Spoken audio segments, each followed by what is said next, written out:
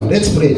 Baba, katika jina la Yesu Kristo, tumekusanyika katika kusanyiko hili kwa ajili Bwana ya kuweza kubariki na kuweza kuheshimu unganiko la jamii hii ya Jamhuri Kimutuma, Bwana na mke wake pamoja na watoto ambao umewabariki nao.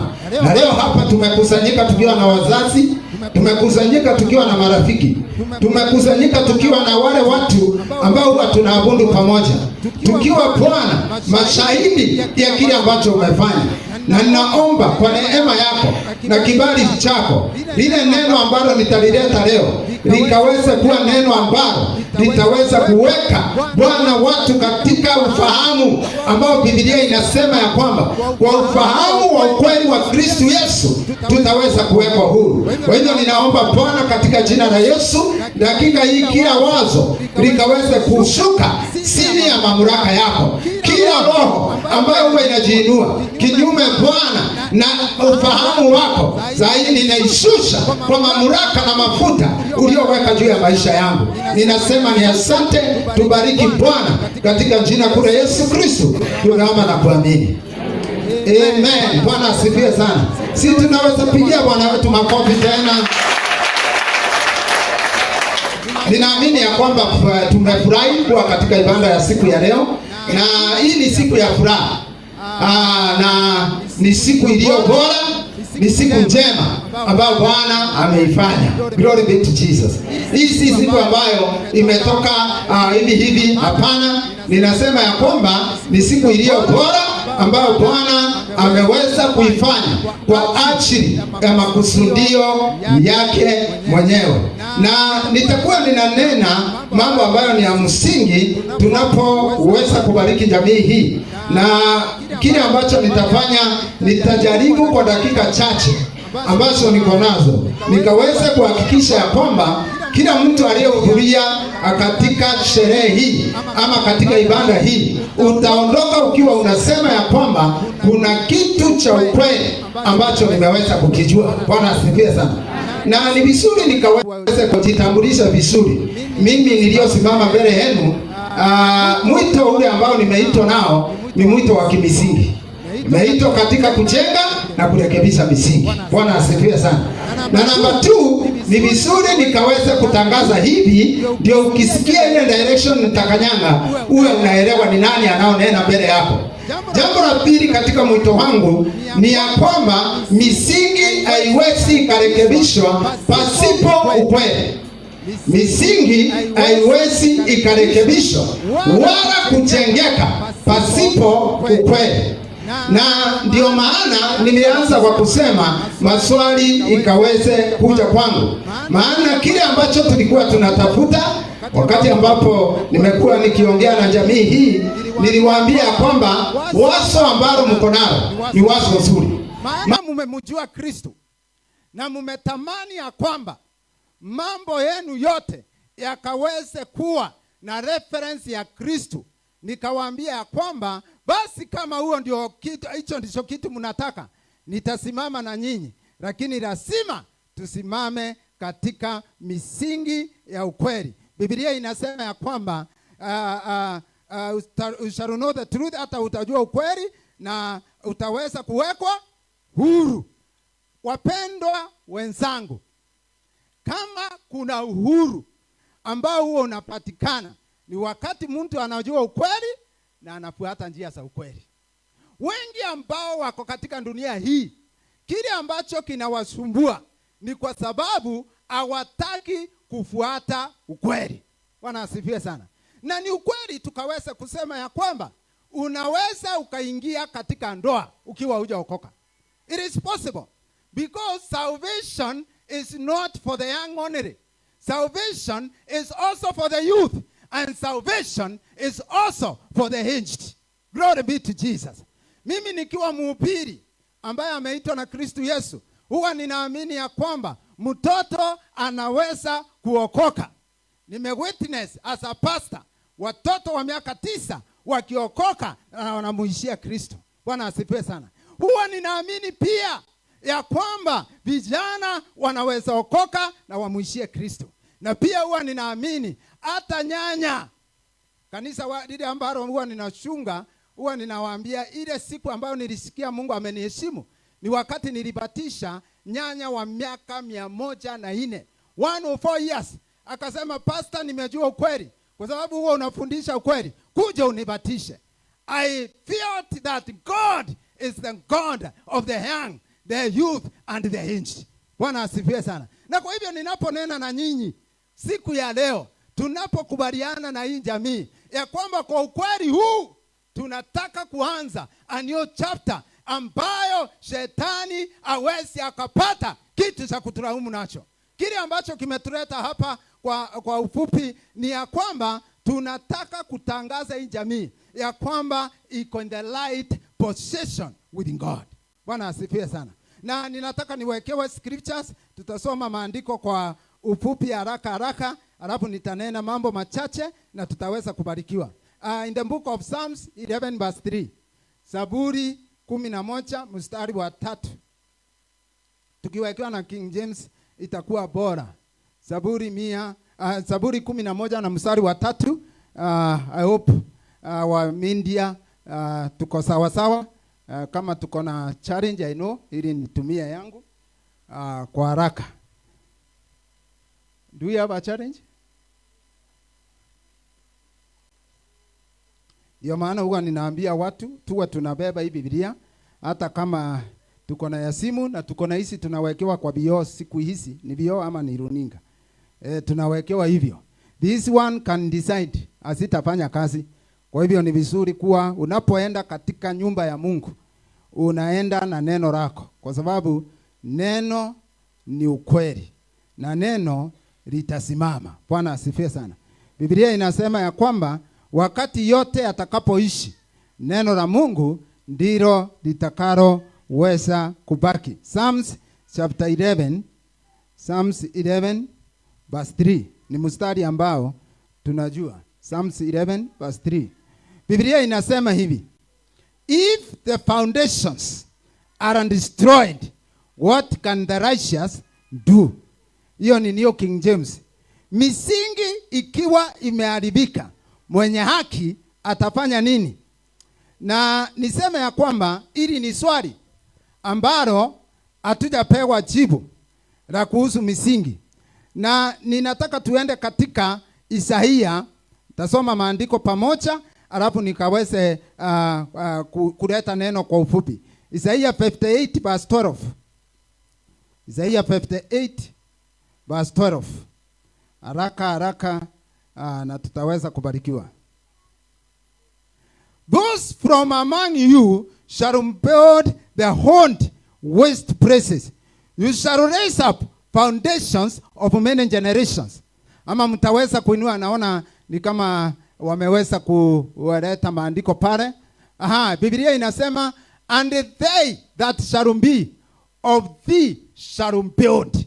Nyinyi ambao watakuwa sehemu yenu watajenga ile mambo ambayo ni ya zamani. They shall rise up foundations. Watajenga misingi of many generations. And they shall be called. Wataitwa, ninanena kwa watu ambao watakatifu. Biblia pale kwanza nishikanishe ili tuende pamoja.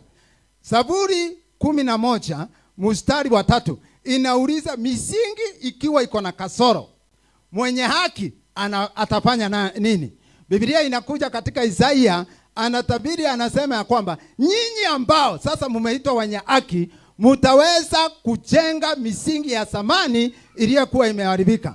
Na sasa mutaitwa you will be called repairers of broken walls. Niwekea na King James. Repairers of broken walls. Hii ni NIV. King James inasema ya kwamba you will be called repairers. You shall rise up the foundations of many generations, and you shall be called the repairer of the breach. Utaitwa mtu atakayerekebisha kilichoweza ama kilichokuwa kimeharibika. The restorer of the street to dwell in. Bwana asifiwe sana. Nikaweze kusoma, ninajua ya kwamba tuko na watu wengi na ni vizuri tukaweze kusoma maandiko ili tukianza kusema maneno tutaweza kusema kwa misingi ya Biblia. Actually huwa ninaambia watu hivi, in case umekuja kwa ibada kama hii na hujapenda mhubiri na hujapenda mambo mengi ambayo umeona, kwa sababu kwa kanisa yako haiendi pale, haiendi vile ambavyo tunafanya, ni vizuri utoke na neno la Mungu, maana hili neno ndilo huwa liko kwenu. Bwana asifiwe sana. Ndio huwa ninachukua nafasi ya kuweza kufundisha ama kuweza kusoma maandiko mengi. Nikubali kwa sababu ya muda nitataja lilo andiko lingine tukaweze kuendelea pamoja kutoka hapo. Msingi ni nini? Msingi ni nini? Nitaweza kupeana definition 3 alafu tukaweze kuendelea. Ni sehemu ambayo huwa imebeba uzito.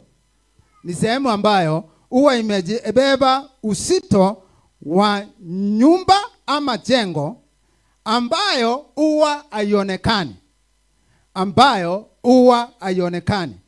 So a foundation is the road bearing of a building that is usually not visible. Number 2, a foundation ama msingi umaanisha ni chanzo za kila kitu. Chanzo za kila kitu. A foundation is defined as the beginning of everything. It is the basic principles. Ama ni mambo ya muhimu ya mwanzo. That determine. Na hapo nataka ukaweze kushika sana. It is the basic principles of any building or any life or any system. It's the basic principle of any building, any system or any life that determines its strength and how far it can go. It determines the strength and how far it can go. The Bible is asking us, if the foundations are destroyed, what will the righteous do? Allow me to say this as a pastor and as a servant of God. It is always good katika maisha yako na katika chochote ambacho huwa unafanya, ukielewa kitu ambacho si kizuri, si vyema kuendelea nacho. Mtu ambaye ana uwezo wa kufikiria na ako na uwezo wa kuelewa mambo, akielewa kitu akiko sehemu kinastahili kukua, anapaswa kukuchukua na aweke pahali ambapo kinastahili kuwekwa. Bwana asifiwe sana. Na ni vizuri nikaweza kusema hivi, 3 things about foundations. Mambo 3 kuhusu misingi. Jambo la kwanza ambalo ninataka kusema ni hili, ya kwamba hauwezi ukaenda mbali kuliko msingi uliojenga. You can never go far more than the foundation that you have set. Glory be to Jesus. Kwa wale ambao they are architects and engineers, you know, a building can go as tall as it can go, as far as or as the strength of its foundation. Hama jengo linaweza kuinuka juu kulingana na uwezo wa msingi ambao limewekelewa. Bwana asifiwe sana.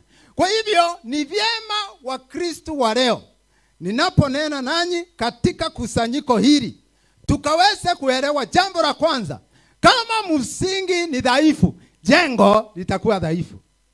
Bwana asifiwe sana. Kama msingi uko na kasoro, jengo linaweza kuwa na kasoro. Number 2, about foundations. Mtanikubali nikimbie.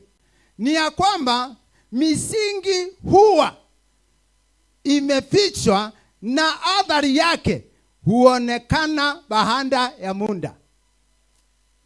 Misingi huwa imefichwa na athari yake huonekana baada ya muda. Katika jengo, mtu anaweza kuja akwambia kwamba tulishimba tukaenda futi 20. Lakini hawa anakudanganya. Hawa waliwekelea juu ya mchanga. Na akwambia kwamba unaweza kujenga ghorofa 20, maana msingi tuliujenga ama tuliusimba futi 20. Na wewe kwa sababu msingi hauonekani, unaamini vile ambavyo unaambiwa, uanze kujenga. Ujenge ghorofa, upake nyumba rangi. Watu wakikuja wanasema aje. Huyu mtu amejenga. Sijawahi ona jengo kama hilo. Wanakusifu, wanaongea. Baada ya muda kuna vitu ambavyo engineers watakwambia. Kuna kuwa na movement of the heart. Na ndio maana nilisema nitaweza kukota another scripture in the book of Matthew. Biblia inasema ya kwamba kuna wajenzi wawili. Mmoja anaitwa a wise builder. Mjenzi aliyo na hekima. Biblia inasema ya kwamba yeye alijenga katika mwamba. Na jambo la pili, ingine anaitwa a foolish builder, ambaye hakuwa na akili, naye akajenga jumba lake katika mchanga. Biblia inasema number 3 yangu. I hope we are together. I'm moving very fast. Lakini ni vizuri ili nisikosee mtu yeyote na ili nisikosee hii jamii. Tunapendana sana. Tumetembea safari. Bwana asifiwe sana. Sasa Biblia inasema ya kwamba mmoja mwenye hekima. Hebu angalia huyo ndugu mmeketi naye ama ndanda mlioketi naye, na ukiona si mtu anaweza kupiga kofi, umuulize, "Wewe uko na hekima?" Ukiona ni mtu anaweza rudisha ile Afrika ya pande hii, wachana naye. Bwana asifiwe sana. Sasa swali ya pili ni vizuri umuulize ukiwa huja muangalia vizuri. Ndio achilie ukiwa umuangalia. Sawa. Muulize, ama wewe ni mpumbavu?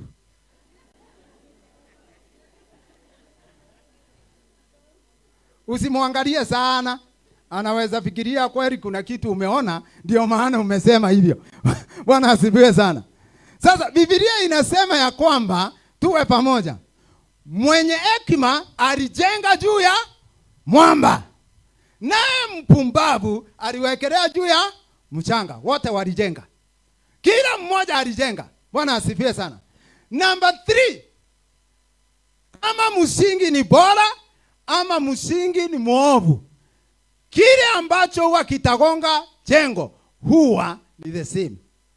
Bwana asifiwe sana. The storms that will hit a good foundation and the storms that will hit a weak foundation is the same. Bwana asifiwe sana. Jamii iliyojengwa kwa msingi wa Mungu na jamii iliyojengwa kwa msingi ya kutokea kwa dirisha na kurusha sanduku, tutakutana huko mbele. Wakati tutaenda mbele, mijengo ikiwa imesimama. Bwana asifiwe sana. Wakati tutakutana na changamoto za maisha, all the buildings will be submitted to the same storms. Bwana asifiwe sana. Ni vyema nikaweze kuambia hivi, kanisa mnaonisikiza, ya kwamba ukweli ndio huu, ya kwamba hata watu ambao wameoana na wale wameoana kwa ndoa nzuri wanakubaliana na mimi, ama wale hawakuoana kwa njia nzuri, sote watu tunatia changamoto sote the same. Kama ni watoto, tuko na the same children. Mtoto wa mtu ambaye alioana vizuri ni mtoto. Bwana asifiwe sana. Na akienda huko akiamua kukuuliza utandu, atauliza aliye na msingi wa wokovu na atauliza yule ana tofauti ni msingi. Kuna atakayeuliza utandu, aingie atoke na panga. Amwambie utajua hapa si kwako, utaenda kujenga kwako. Hiyo nayo ni nyingine. Ndio tuko na a lot of suicide. Mimi kama mchungaji ninasikia ya kwamba most of the time unaambiwa ya kwamba pastor tuombe kwa maana mtoto wetu aliyokuwa dandia in this university amejiua. Sasa tunauliza ni kwa nini? Ate walikosana na baba yake akamwambia asiwahi rudi huku tena. Ni misingi imeanza kutingizwa. Bwana asifiwe sana. But allow me, kwa sababu ya muda, nikaweze kusema hivi wapendwa, ya kwamba ni vyema kuchenga in the book of 1 Corinthians 3:11. Hiyo nitawekewa. Ni the last scripture I'm reading. 1 Corinthians 3:11. Biblia inasema nini? Alafu nitaongea kidogo kuhusu msingi wa ndoa, alafu nimalizie niwabariki hii jamii. 1 Corinthians 3:11. For no other foundation can anyone lay than that which is laid, which is Christ Jesus. Hallelujah. Watu wametokea na mambo mingi. Ninajua we are living in the times of new era. Bali ambapo watu wanafikiria tunapowaambia that ni kuna njia ambao inamheshimu Mungu, anakuuliza ya kwamba na nisipomheshimu utafanya nini? Of course hakuna kitu nitafanya, lakini ngoja nikuambie, hakuna msingi mwingine unaweza kustahimili dhoruba za maisha isipokuwa msingi ulio Kristo Yesu. Bwana asifiwe sana.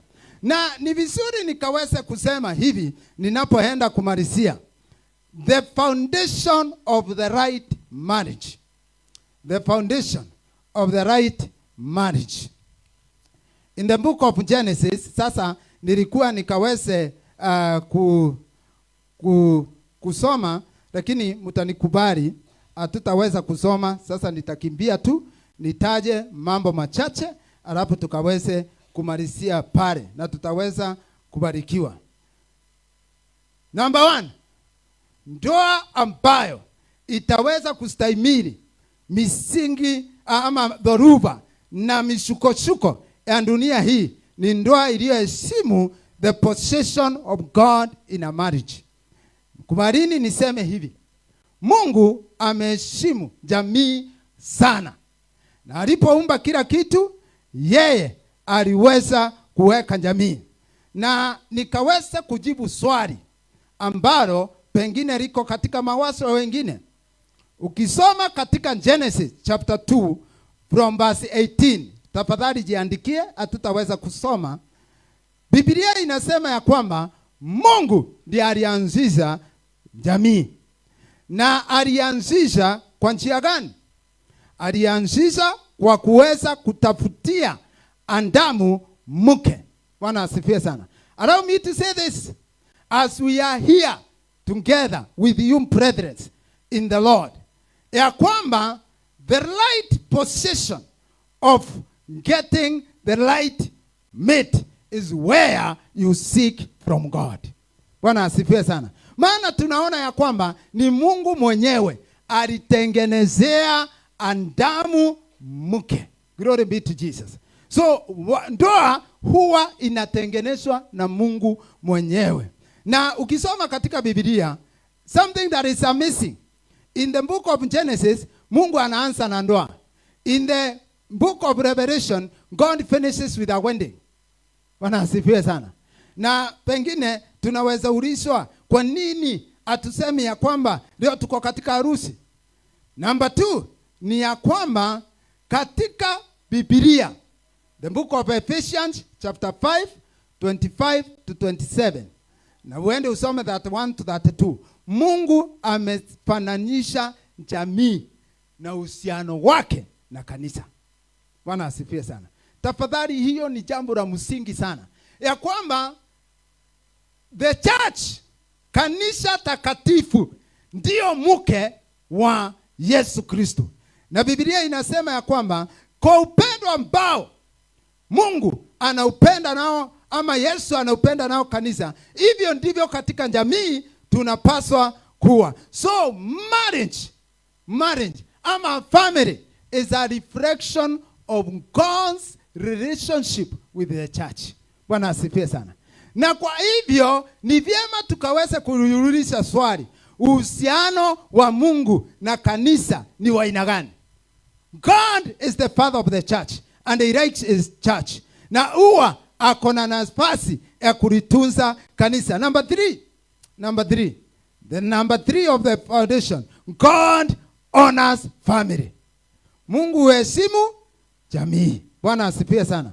In the book of Hebrews 13 verse 4, Biblia inasema ya kwamba si ni vizuri tukaweza kuwekewa hiyo tu, kwa hiyo mambo nimeongea ya msingi. Hebrews chapter 13 verse 4. Najua tunaijua. Marriage is honorable. Ni vizuri kukaa tukiulizana maswali ama tutakosanyisha watu. Muulize yako ni heshima.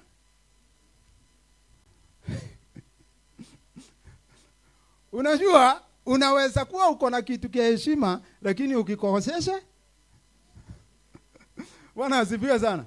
Nguo inaweza kuwa nzuri lakini ivaliwe kwa mwili ambao hata wewe ukiona unasema suti ni mzuri lakini aliyevalia. Bwana asifiwe sana. Sasa in the position of God, marriage is honorable. But I stand here as a voice of God and say, some of us have made unhonorable things and dishonor. Bwana asifiwe sana. Kwa nini kitu ambacho Mungu anaheshimu kikaweze kuwa ni kitu ambacho sisi wenyewe hatukipatia heshima? Ni vitu gani huwa vinakosesha ndoa heshima? Ni wakati ambapo mko katika ndoa na mnapigana. Any family is not a place of boxing. It's not a ring arena of boxing. Bwana asifiwe sana. Ni vile ninaogopa kwa sababu wengine hatujawahi kutana na mimi huwa naangalia watu siku ya kwanza naona kama wanaweza urusha makode. Unajua mimi huwa ni pastor anatembea hata na miguu. Naweza kutana na mimi kwa kona nipinywe. Sasa lakini ningeweza kuwauliza hivi. Lakini umuulize kimoyo, usimuulize openly ili tusaidiane. Bwana asifiwe sana. Muulize kwako kuna kaanga aje? Kwa wale ambao wameoa ama wameolewa. Unakosesha ndoa heshima.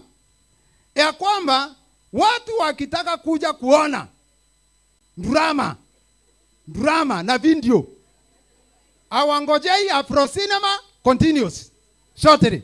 Wanakuja kwenu mpaka watoto wameshoma tabia mbaya kutokana na ndoa yenu. Marriage is honorable. Man must be honored. Bwana asifiwe sana.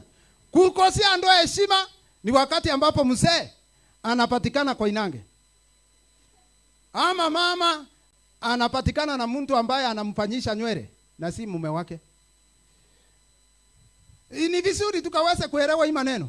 Ati unakuja na kirinda mpya ambayo ni ya pesa nyingi ama ndogo, unaulizwa imetoka wapi? Alafu unarudisha with an attitude.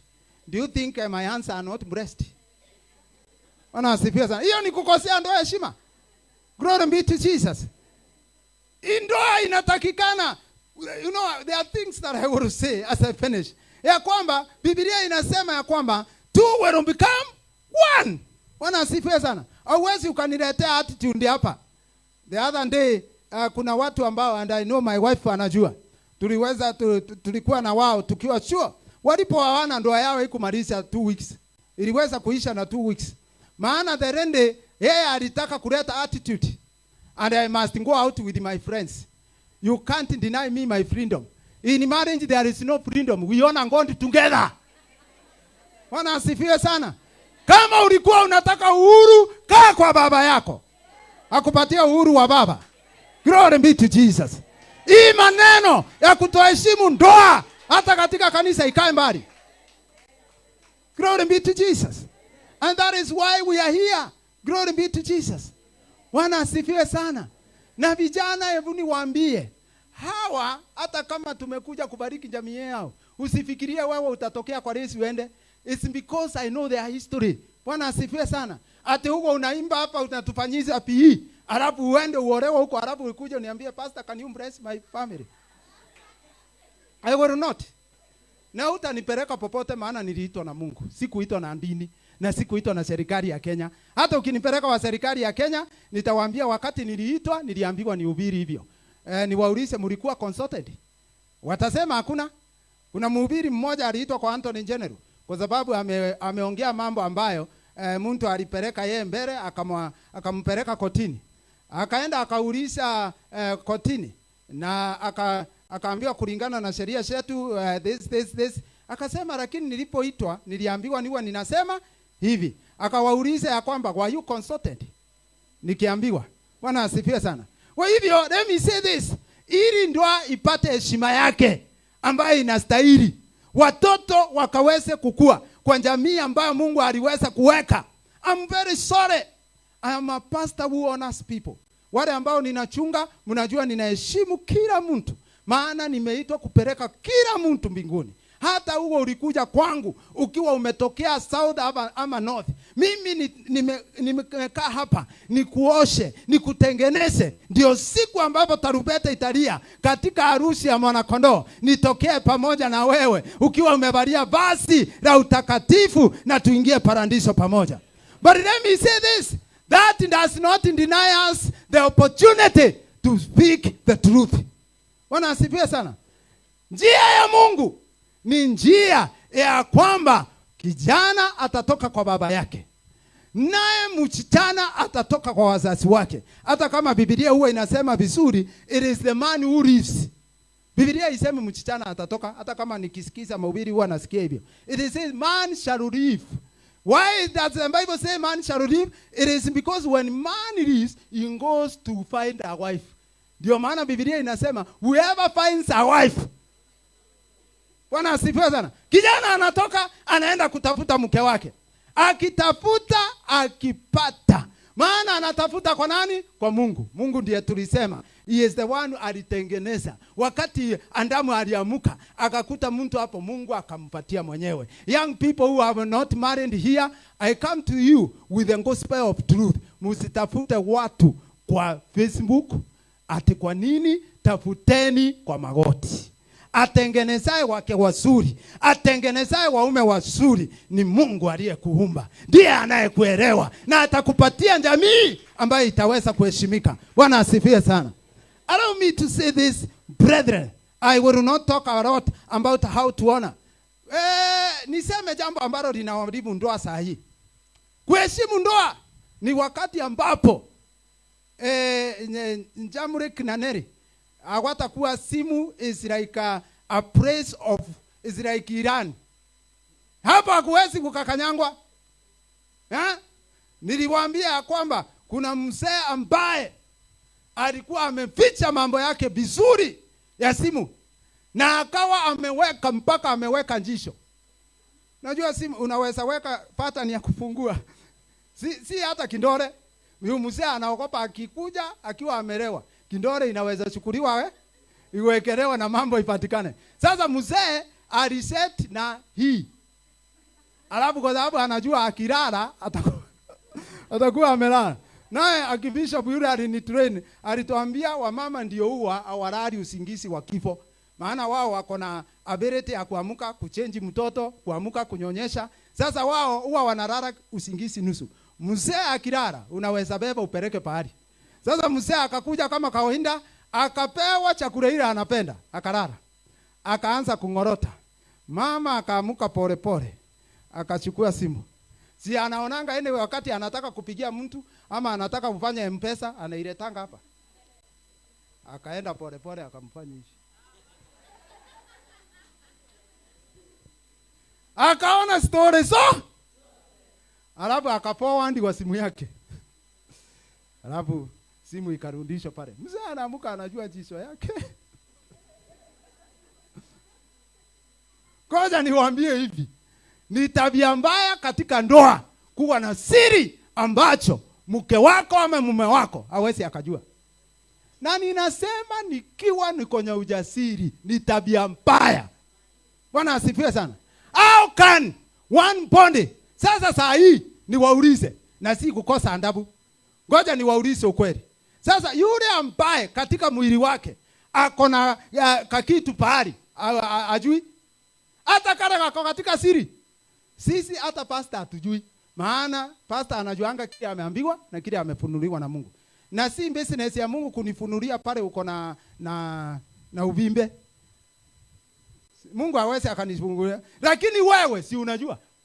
Hata ile iko pale. Basi wewe ndio unafikiria hivyo, si mimi.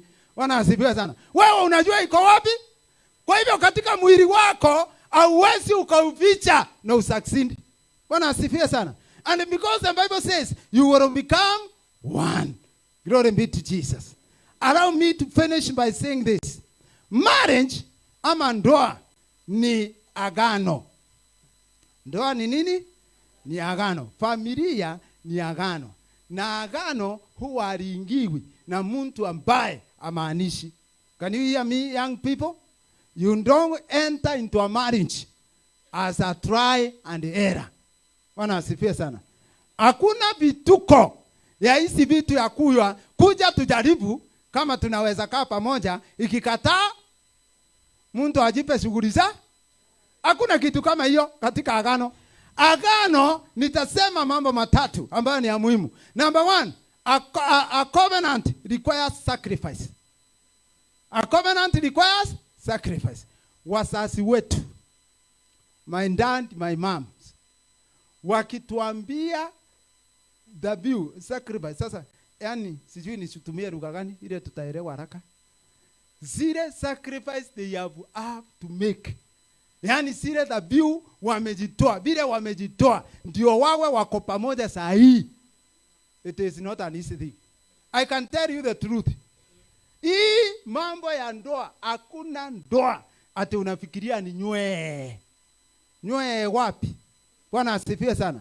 Ni kujitoa, huwa unajitoa. Bwana asifiwe sana. Maana kila agano huwa linahitaji dhabihu. Glory be to Jesus.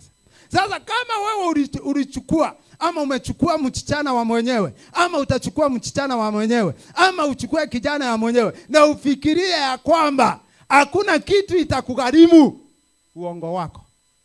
Itakugharimu mambo mengi sana. Kuna sehemu hauwezi ukaenda maana uko na mke. Si ni kweli baba ya Jamrik? Huwa unaenda zile sehemu ulikuwa unaenda. Mimi huwa ninaambia watu, one of the things, na vijana mnajua, nilikuwa ninapenda sana ni football. I used to play football, I was all that. Na nilikuwa ninaamuka, ninakaa mpaka saa 9 ya usiku. Nikisema yes. Tulipoana, sasa nikajua hapendi mambo ya football. Sasa ananiambia twende tukarare. Tunaenda, lakini kwa sababu na mimi hata mimi nilikuwa na tujanja twangu. Tunapoenda kulala naamuka pole narudi. Na akisha TV. Naanza kusema yes. Sasa ubaya ni kwamba ngoo ikiingia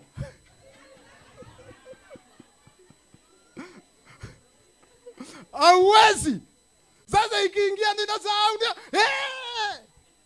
Anakuja pole ananiuliza, uliamuka lini? Ninasema sorry.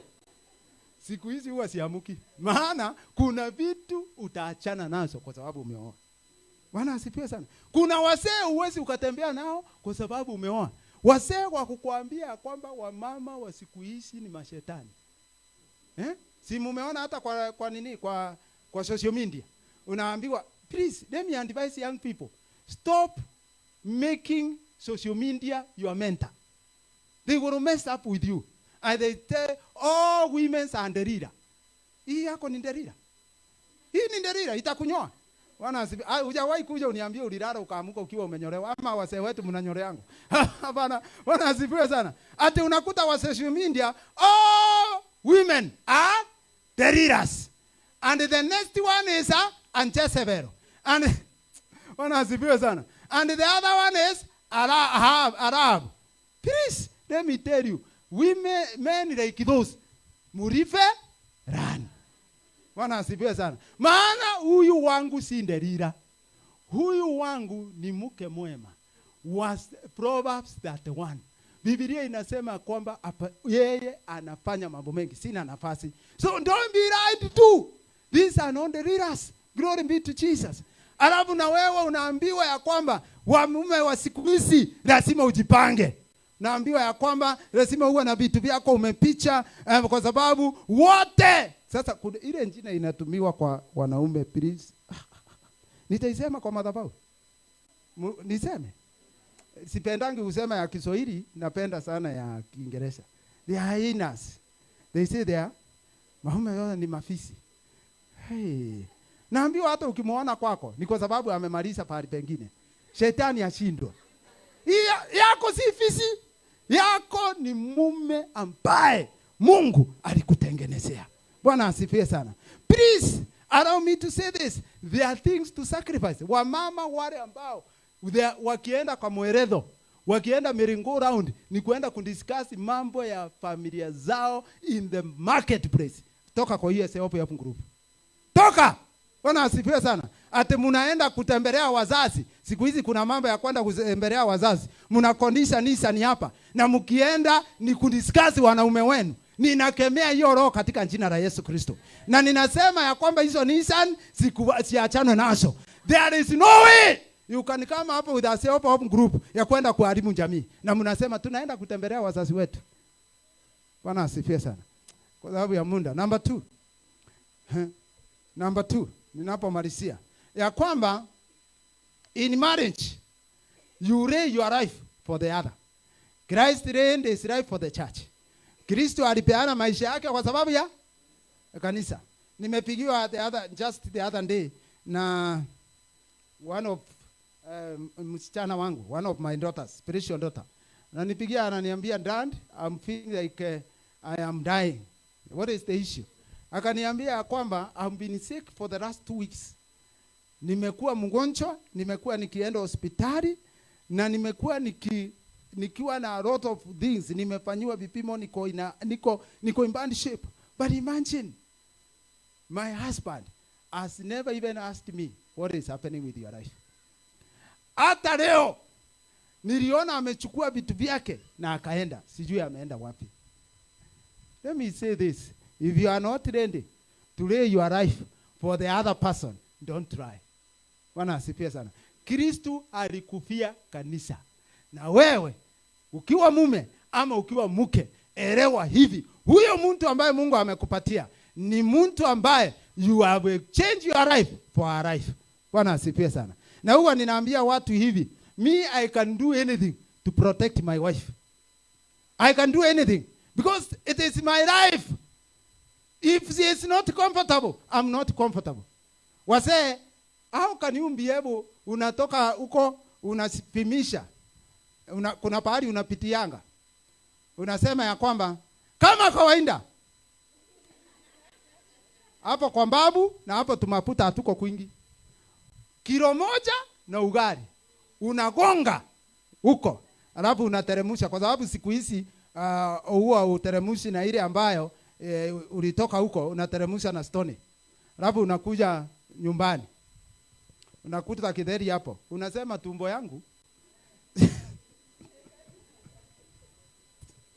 ninasikia ikiguruma huko nda, au semi ni nyama inakusumbua. Unasema sitakula maharawe, especially maharawe mpya inanisumbua tumbo. Unaambia mama, hebu weka nisikie kama, na unamwambia nitengenezee majani nikunywa kwanza, au semi ni majani ya Lay your life. Bwana asifiwe sana. The last thing ambayo ninataka kusema ni ya kwamba every marriage requires total commitment. Ili jamii kasimame, lazima ujitolee kabisa. Bwana asifiwe sana. As I finish, I want to say these 2 things ambazo ni za muhimu sana. Wapendwa, ni vizuri kuweza kujua ya kwamba hakuna kitu kinaweza kufaulu kama msingi uko na kasoro. That is where I started. Bwana asifiwe sana. Na ni vizuri nikaweze kuambia hivi, kizazi ambacho tuko nacho ni kizazi ambacho hakuna mambo ambayo kinapenda kushukulia kwa umakini. Kinapenda kila mambo ienende kwa urahisi. In a family, you must be prepared to wait on God. Mambo inaweza enda vile ambavyo hamkuwa mnatarajia. Bwana asifiwe sana. Hatusemi ya kwamba tukibariki jamii mbingu itashuka, ya kwamba kila kitu kitaenda nywe. Please, mambo huenda haitaenda vile watoto wanaweza kuwa, hata kama umeokoka, hata kama uko na jamii, mtoto anaweza kucha na hawe ni mtu wa kupiga bangi, mpaka unasikia ile harufu huo unasikia kwake. Ukipitia kwa nyumba yake unaanza kusikia kizungusungu, kwa sababu wewe hujawahi kutana na bangi. Sasa hata kandogo wanakufanya usikie nini? Kizungusungu. Usijali, wait upon God. The God of the right foundation will make sure that the building will stand. allow me to make this conclusion. Kama msingi ni mbaya, hata tujenge jengo na tulirembeshe namna gani, siku moja litaanguka. Lakini kama msingi ni mzuri, hata dhoruba sipige nyumba namna gani, siku moja nyumba itasimama. Sijui kama mmenielewa. Bwana asifiwe sana. Na ndio maana sisi kama kanisa tungependa watu wajenge katika misingi iliyo bora. Na msingi ambao tumeambiwa ni Kristo Yesu. Inawezekana ikawa wewe jamii yako haujaweka kwa msingi ulio bora. Allow me to leave other things I was to say because my time is over. But allow me to say this. Nikubalieni niseme hivi wapendwa, ya kwamba si ndoa peke yake, hata biashara weka kwa msingi wa Yesu Kristo. Hata katika maisha yenu weka kwa msingi wa Yesu Kristo. Maana ukweli ni huu. Ukweli ni huu. Dhoruba itakuja. Mimi nataka muelewe hivi. Munapoondoka hapa ya kwamba I am not a prophet of doom, I am a speaker of truth. Hata uwe wewe ni padri, ama uwe wewe ni mchungaji kama mimi, ama uwe wewe ni askofu, dhoruba ukutana na mtu. Kile huwa kinasaidia ni msingi. Bwana asifiwe sana. Na kama msingi wako haujasimama vyema, ninaomba siku ya leo ukaweze kusema ya kwamba nilijenga nje ya Yesu Kristo, lakini leo ninaamua nitajenga kwa msingi wa Yesu Kristo. Hakuna maana ya kuendelea kujenga uende hasara kubwa.